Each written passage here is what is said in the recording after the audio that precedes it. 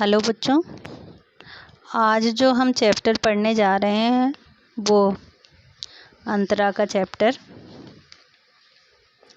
नागार्जुन द्वारा रचित बादल को घिरते देखा है।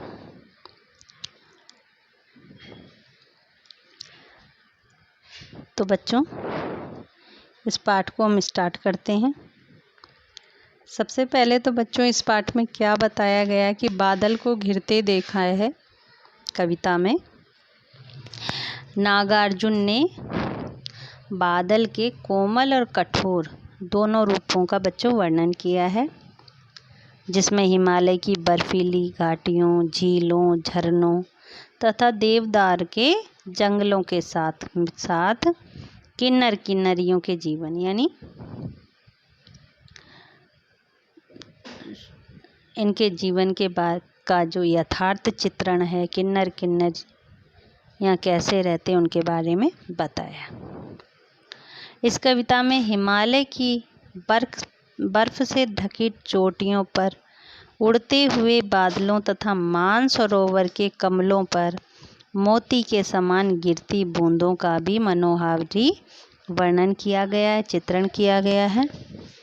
गर्मी और उमस से बचने के लिए दूर दराज से हंस आकर झीलों पर तैरते हैं। सुनहरी धूप में सरोवर के रंग की घास पर किलोलें करते हैं। चकवा चकवी तथा दुर्गम बर्फीली घाटी में स्वयं की नाभि से अपनी आने वाली गंध को खोजते हुए कस्तूरी मृग का वर्णन किया गया है। पर्वतों पर तूफान आने पर बड़े बड़े बादल के टुकड़े गरज कर आपस में टकराते हैं। देवदार के वनों में लाल सफ़ेद भोज पत्रों से बनी कुटिया में मृग की छाल पर बैठे किन्नर किन्नरियाँ विभिन्न प्रकार के फूलों से स्वयं को सजाते हैं तथा मदिरा के नशे में मस्त होकर बांसुरी बजाते हैं। इन चीज़ों का इस पाठ में वर्णन किया गया।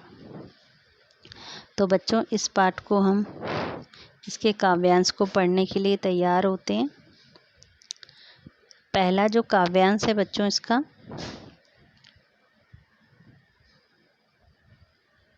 अम्ल धवल गिर के शिखरों पर बादल को घिरते देखा है।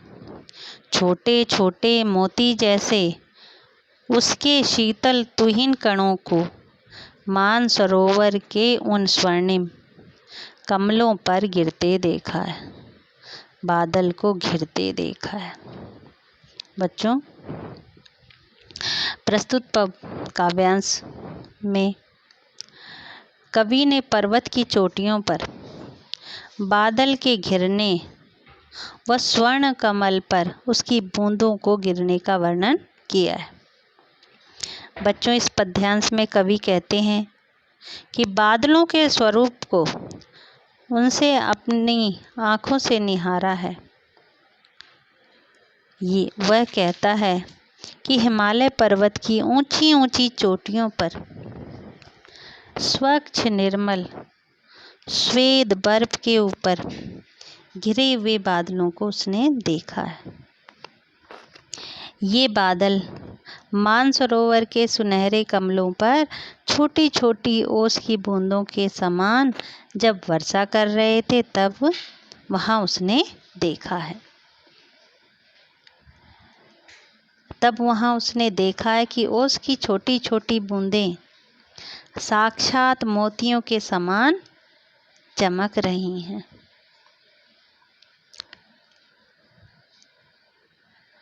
मानसरोवर के सुंदर स्वर्ण कमल पुष्पों पर ये मोती के समान गिर रही थी। यानी आशय यह है कि सुनहरे कमलों पर पड़ी हुई मोती जैसी छोटी छोटी ओस की बूंदें बादलों की ही देन है। इस तरह बच्चों कवि ने बादल को घिरते देखा। दूसरा काव्यांश है बच्चों इसमें, तुंग हिमालय के कंधों पर छोटी बड़ी कई झीलें हैं। उनके श्यामल नील सलिल में समतल देशों से आकर पावस की उमस से व्याकुल तिक्त मधुर विस्तंतु खोजते हंसों को तिरते देखा है, बादल को घिरते देखा है। प्रस्तुत पद्यांश में बच्चों हिमालय की ऊंची चोटी पर स्थित झीलों में विचरण करते हुए हंसों का वर्णन किया गया है। कवि कहता है कि हिमालय पर्वत की श्रृंखलाओं पर छोटी बड़ी अनेक झीलें, जो पर्वत की श्रृंखलाएं हैं उस पर छोटी बड़ी बहुत सारी झीलें हैं। स्वच्छ एवं निर्मल झीलों के जल पर हिमालय के ऊपर घिरे हुए काले बादलों का प्रतिबिंब पड़ने से झीलों का जल श्यामल एवं नीला दिखाई देता है। जब प्रतिबिंब पड़ता है तो श्यामल और नीला दिखाई देता है।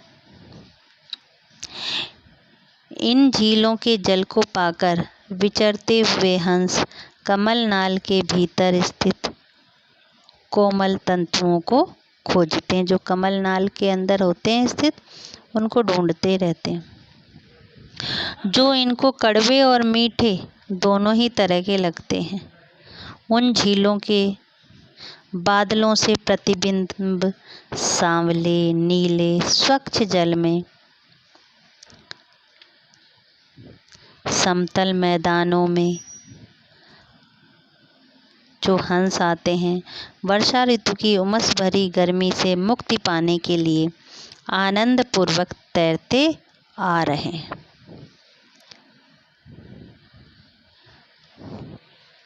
इस अवसर पर बादल भी घिर आते हैं। अगला है बच्चों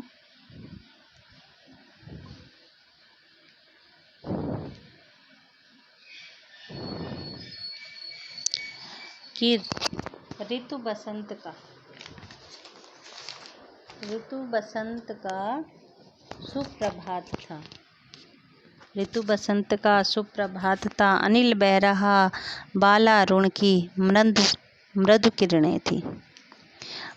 अलग अलग स्वर्णिम शिखर से एक दूसरे से विरहित वो अलग अलग रहकर ही जिनको सारी रात बितानी होती, निशा काल से चिर अभिशापित बेबस उन चकवा चकवी का बंद हुआ क्रंदन फिर उनमें उस महान सरवर के तीरे सहवालों की हरी दरी पर प्रलय कलह छिड़ते देखा है, बादल को घिरते देखा है। बच्चों प्रस्तुत पद्यांश में कवि ने पर्वतीय क्षेत्र में बसंतकालीन, जो बसंत का समय होता है उस समय का मनोहर जो प्रभाव में स्वर्णिम आभा से चमकते पर्वत और चकवा चकवी नामक पक्षियों के प्रणय कलह का चित्रण किया।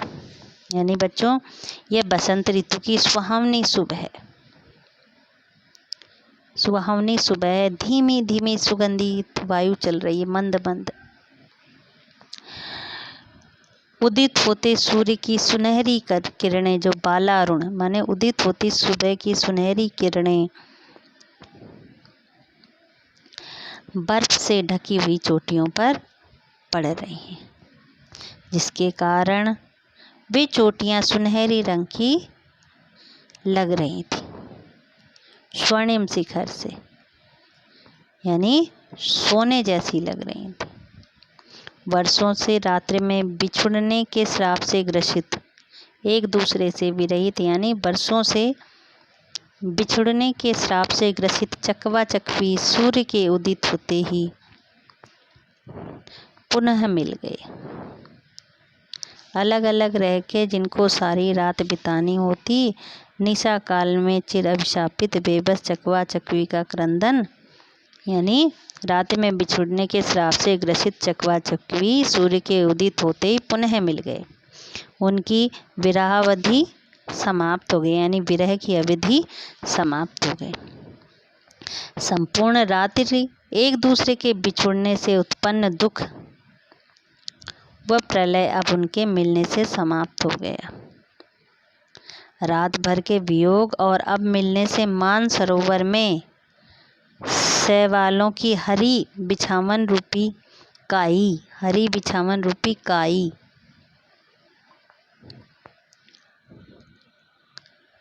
में दोनों की प्रणय कलह अर्थात मान मनोहल शुरू हो गई, जिसे कवि ने बादलों के घिरने के उपरांत स्वयं देखा है। 4th वाला है बच्चों, दुर्गम बर्फानी घाटी में 7 सहस्त्र फुट ऊंचाई पे अलख नाभि से उठने वाले निज के ही उन्मादक परिमल के पीछे धावित होकर तरुण कस्तूरी मृग को अपने पर चिढ़ते देखा है, बादल को घिरते देखा है। अब इस पद्यांश में बच्चों कवि ने हिमालय के ऊपर जो घूमते हैं, विचरण करते हैं, कस्तूरी हिरण के स्वभाव का चित्रण किया है। कवि कहता है कि हिमालय पर्वत की बर्फ से ढकी दुर्गम घाटियों में जहाँ व्यक्ति का पहुँचना भी बच्चों कठिन है, जिन चोटियों की ऊंचाई लाखों फीट है, उसके ऊपर दौड़ते हुए कस्तूरी मृग, सहस्त्र फुट यानी लाखों फुट, उनके ऊपर दौड़ते हुए कस्तूरी हिरणों को देखा है। ये हिरण जो हैं अपनी नाभि से निकलने वाली कस्तूरी नशीली सुगंध को कहीं बाहर से आती समझकर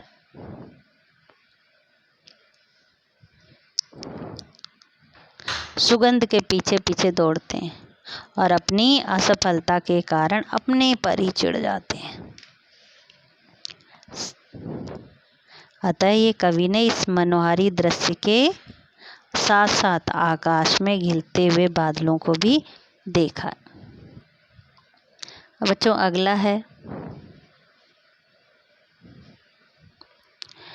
कहाँ गया धनपति कुबेर वह, कहाँ गई उसकी वह अलका, नहीं ठिकाना कालिदास के व्योम प्रवाही गंगा जल का। ढूंढा बहुत परंतु लगा क्या, मेघदूत का पता कहीं पर, कौन बताए वह छाया में बरस पड़ा होगा न यहीं पर। जाने दो वह कली कल्पित था, मैंने तो भीषण जाड़ों में नभचुंबी कैलाश शीर्ष पर महामेद को झंझानित से गरज गरज गिरते देखा है, बादल को घिरते देखा है। बच्चों प्रस्तुत पद्यांश में कवि ये बताना चाहता है कि हिमालय पर भले ही अलका या मेघदूत का पता न चला, किंतु मैंने तो बादलों की गर्जना को देखा है। कवि कहता है बच्चों कि वह हिमालय की चोटियों पर बहुत घूमा है, किंतु उसे न तो कहीं पौराणिक कथाओं में जो बताया जाता है कि कुबेर की अलका नगरी है, देवताओं के जो कोषाध्यक्ष थे कुबेर का न पता चला और न ही उसकी नगरी का पता चला, कहीं चिन्ह दिखाई नहीं दिए। और महाकवि कालिदास ने मेघदूत का वर्णन किया था, वो भी खंड काव्य था उनका, जिससे आकाश में घूमने वाली गंगा का वर्णन है। कवि कहता है मुझे तो वो मेघदूत भी वहाँ नहीं मिला, उसका पता कौन देगा। मैंने खूब ढूंढा लेकिन मुझे उसका भी पता नहीं चला, उसका पता कौन बताएगा मुझे।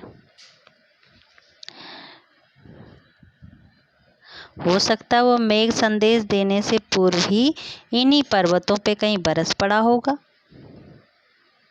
खैर जाने दो, यानी काया कल्पित है ये तो।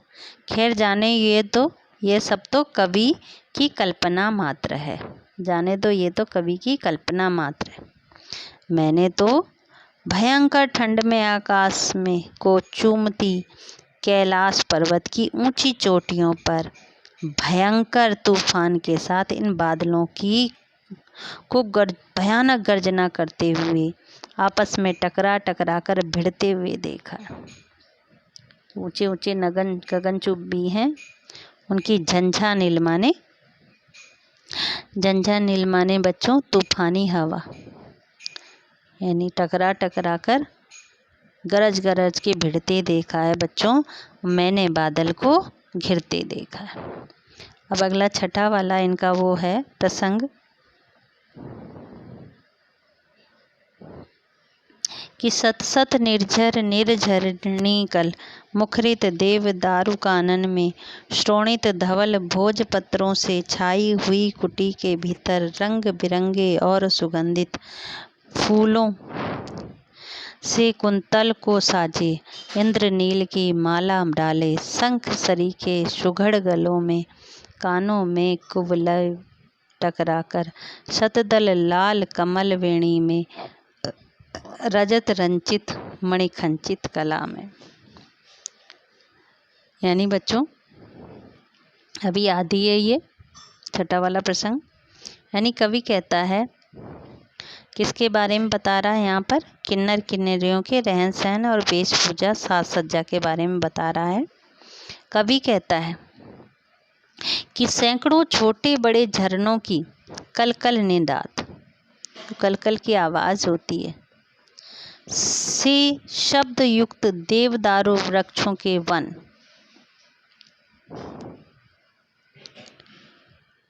प्रदेशों में श्वेत व लाल भोजपत्रों से अपनी कुटिया बनाई हुई है।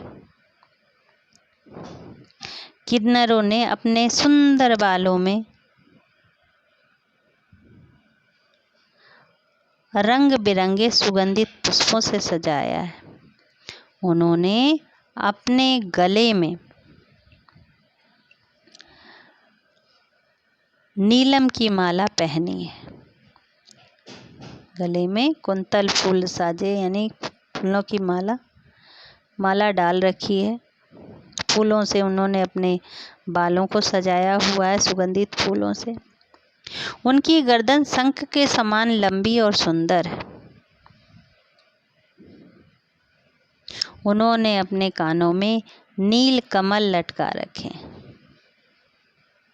उन्होंने 100 पंखड़ी वाले लाल कमल अपनी चोटी में, वेणी मीन्स चोटी में लटका रखे, चोटी में सजा रखे।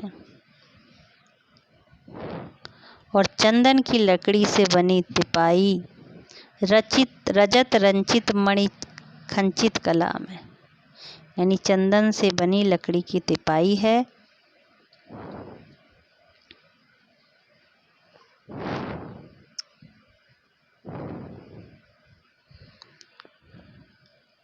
उसके समक्ष चांदी से बने और मणियों से जड़े सुंदर सुरा पात्र रखे हुए। चांदी की तिपाई है, उस पर सुरा पात्र रखे हुए हैं, मदिरा पात्र जिसको कहते हैं वो रखे हुए हैं। अंगूरों से बनी हुई मदिरा भरी हुई है उन पात्रों में। सभी किन्नर और किन्नरियां कस्तूरी मृग की खाल से बने आसन पर बैठे हैं। कस्तूरी मृग की छाला से बनी है उस आसन पर बैठे हुए हैं, पालथी मारकर आराम से बैठे सुरापान कर रहे हैं। अत्यधिक सुरापान के कारण उनकी जो आँखें हैं वो लाल हो गई हैं। ये सभी अपनी कोमल अंगुलियों से बांसुरी बजा रहे हैं। कवि ने हिमालय क्षेत्र के वनों के किन्नर और किन्नरियों को मस्ती और जोश से भरे हुए तथा आकाश में बादलों को घिरते हुए देखा है। यानी बच्चों इसमें 3 तरह की चीज़ें आपको बताई गई। तो किन्नर किन्नरियों के बारे में बताया गया है, कस्तूरी मृग के बारे में बताया गया है और बसंत ऋतु के बारे में आपको बताया गया है। इसके माध्यम से कैसे अपने चकवा चकवी नामक जो पक्षी है वो रात्रि में जब बिछुड़ जाता है, सुबह जब मिलते हैं तो किस प्रकार एक दूसरे को मनाते हैं, उसके बारे में बताया गया है। और आशा करती हूँ कि आपको समझ में आ गया होगा। धन्यवाद।